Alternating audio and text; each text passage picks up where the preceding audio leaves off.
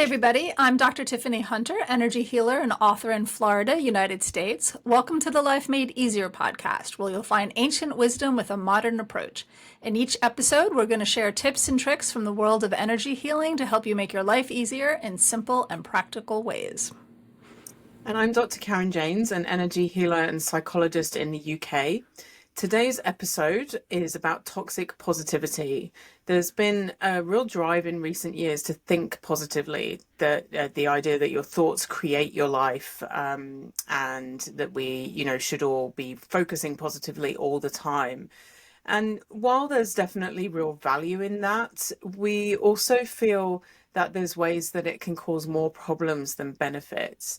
So that term toxic positivity may be familiar to you or it may not be, but we'll explain a little bit more about it and how it kind of has come about. But this is really an attempt to redress the balance of that, what I think we would feel is an overemphasis on always trying to be positive. And today we're going to explore the good and the bad of these practices and how to get the most benefit without getting caught in the traps. Yes, we are. So listen, I think anybody with a social media account can attest to the plethora of inspirational quotes, affirmations, suggestions to do a gravity journal. Listen to me. Gratitude journal. I don't know. I'd be curious now what a gravity journal would be.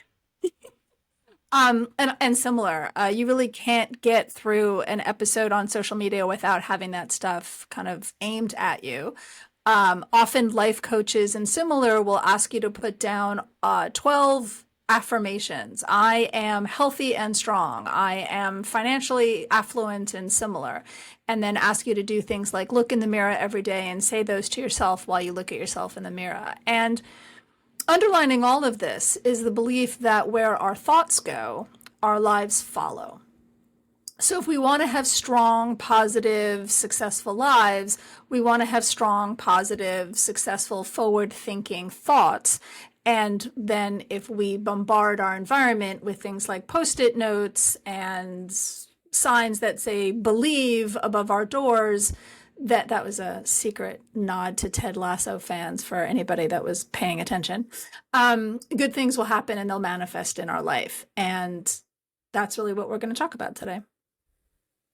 I think for me, this is really one of those topics that shows up to me a bit of a human tendency to be really binary, like we have to be all or nothing. And actually, generally, the truth of things is more nuanced and often more complex than that.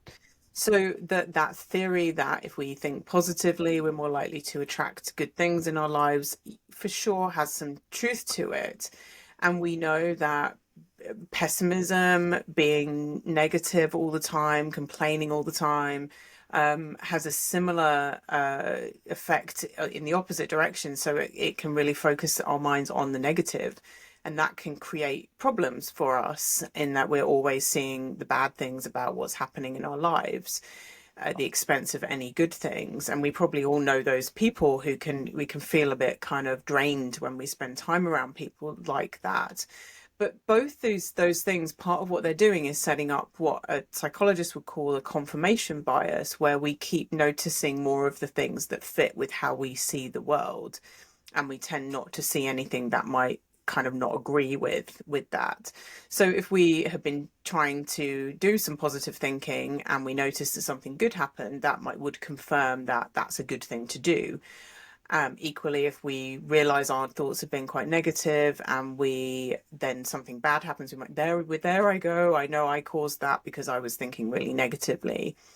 So it's a useful thing to understand, a useful strategy to be kind of mindful of where your thoughts are going and put effort into maintaining a positive environment and language that you're using and focus. And but there's so much sort of problematic misinformation about this that I think people have now started talking about this term toxic. No, I can't. I'm having trouble speaking. Toxic positivity, which is really saying we can go too far in the trying to think positively.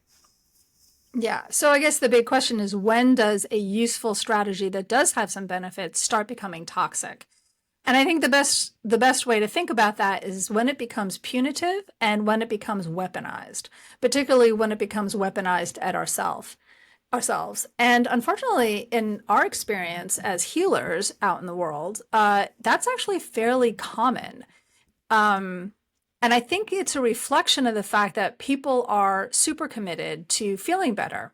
I mean, hence why we've created this podcast, right? Life made easier. How do we make our lives easier? How do we make things better? And being positive on the surface of things, at least, is something that's fairly easily done, right? I can make a list of affirmations. I can put inspirational quotes around me and feel buoyed up from them. And all of this seems very simple and easy, but too often, when it doesn't work as hoped for, or when there isn't a direct correlation between I've done these things and my life isn't turning out to be what I need it to be, want it to be, or as fast as I'd like it to happen, people start feeling ashamed, disappointed, and that's where things can get toxic. I think that's really important because these things that we can get taught to do in this kind of positivity culture, they are really simple things to do in practice. As you say, anyone can stick a message on a post-it note and try to write in a gratitude journal every day. And again, it's not that those things by themselves are bad or you shouldn't do them or you should feel bad if you've been doing them, but it make the reality of always thinking positive or always following the instructions from these kind of messages is in practice is it's really hard to do this. So theoretically it's easy to do it, but in practice it's really hard. And when we have those kind of genuine difficult challenges in our lives, that's going to happen because we're human and we live in an imperfect world. And when we are we can end up feeling very shamed and guilty if we can't think positively in those moments. It's often easier to think positively when we're kind of doing okay. And inevitably, our thoughts will sometimes, wander in other directions. It's human and good to have emotional responses to things. We will sometimes feel worried about things. If you have a health concern, you're going to feel at times be wondering what is that test result going to come back saying. I'm scared of that. That's and sometimes people who are very unwell, it comes up a lot in cancer treatment actually, where we must think positively all the time to fight the cancer, and then people feel really bad if it isn't kind of things aren't going quite how they hoped, or is they get bad news because somehow it's my fault because I haven't been thinking positively enough. And this idea that if we can just think positively enough, we will be everything in our lives will be kind of perfect. And there's also a lot of shame, I think, because there's a real message that somehow this is working for other people. And it's a spiritual failure. We're not a spiritual enough person. We're not a positive enough person. If something happens in our life that isn't great, and especially if that's something which is, other people know about, so that, a bad thing happened to you, therefore you're not good enough in some way because you're not doing a good enough job of thinking positively. Yeah, I think we've both seen those people in our practices. I've had more Mhm. than one person um, get quite vulnerably sensitive in admitting that they just don't feel happy or they just don't feel positive about something. And the amount of guilt and the difficulty that it takes for them to admit to that, it's as if they're to blame for those feelings or they're to blame for what's happening in their life because they can't direct their thoughts in a particular direction. Or I think even worse, as you say, the spiritual failure that they have successfully done their affirmations every day and they have successfully bullied their minds in a particular direction, and yet it hasn't worked the way that they were hoping it to, and that must be a statement of their value or their worthiness. If they were more worthy, it would have worked for them because there's this idea that it's worked for so many other people. And I think in that needs to be an acknowledgement that that's actually just not how things work. Um, when bad things happen, we only have a certain amount of control in that, and we can't get rid of pain, and we can't get rid of financial realities simply by being positive about them. They can certainly buoy us up, and I think we all acknowledge that constant complaining and constant negativity will certainly take things in the opposite direction. But to be dismissive of the realities is really an oversimplification or an overgeneralization, and can eventually become a form of self-abuse or gaslighting ourselves and other people. I think it's often a way to help us feel more in control in a world where there are inevitably Yes. things we can't control. We are at some point going to get ill with things, relationships are going to end. We may have times in our lives where finances are really difficult, as you say, and it can be a way to try and help us. It's scary to feel out of control, to feel that we something bad can just happen, that there isn't necessarily anything we can do about it. We can't control when we go to the supermarket whether somebody has the flu or something and just coughs really near to us, and we just happen to be in the wrong place at the wrong time. And there's often a sort of a sense of you should be, if you were more spiritual, if you were more positive, you would kind of miss that, you wouldn't be affected by that. But that's just, there will always be times when it's kind of just bad luck, it's just a crappy thing that's happened. Other people live in the world, and at some point we're all going to have things happen to us that we'd prefer not to. Yeah, absolutely. And I do think here's where the nut gets really complicated, because I can almost hear the people in my head that we've heard so many times say things like, well, if your frequency is high enough, then even if the airborne illness is in the air, you won't contract it because your frequency, your vibration is high enough, or you won't be on the road when the drunk driver is, kind of thing. And there is certainly truth to that. It's just not the full picture, and it suggests a level of, as you say, control that's inappropriate and unfair. And the best analogy that I can think of is brushing our teeth.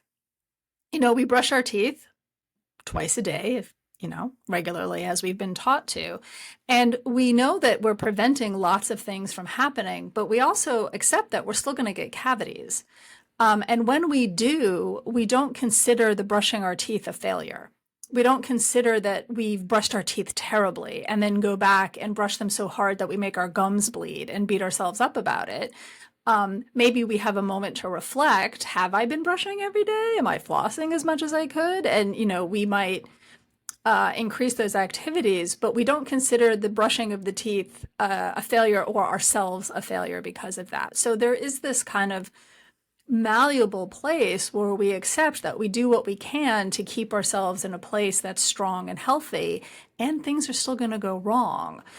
Good energy health and good energy hygiene, the kinds of things that we're talking about in this podcast, are going to make our lives better, and they're going to protect us from things going wrong.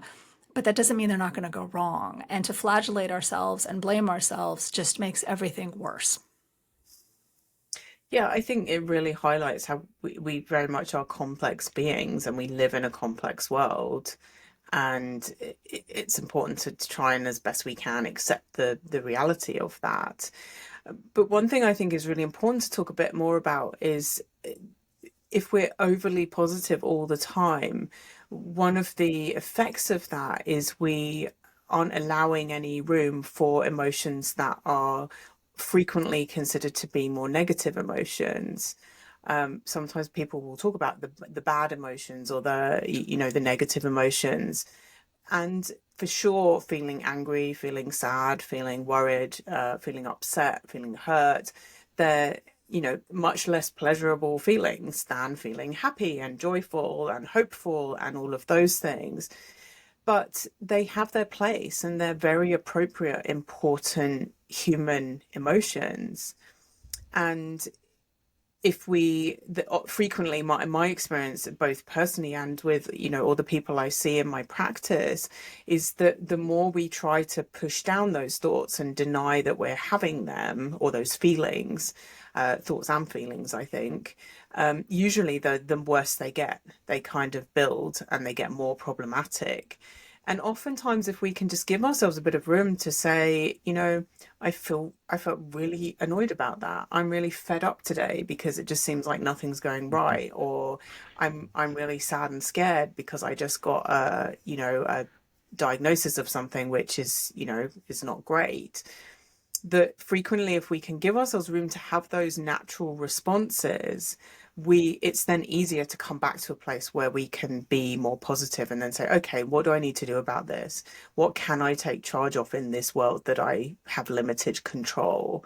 And sometimes that might be as simple as, just wash the dishes, just because that's something you can take charge of that can help you feel a little bit like, okay, I've achieved something, if that's all I achieved today. And give yourself room to have that whole beautiful kaleidoscope of emotions, that whole broad spectrum that is part of the human experience, and helps us to both acknowledge the reality of things, but also get more effective at, then what can I do? Is there a way I can fix this, or how do I cope with this as best I can? Yeah. You make me think about how, again, the underlying assumption in this positivity movement and idea is to keep the flow of energy moving in the right direction.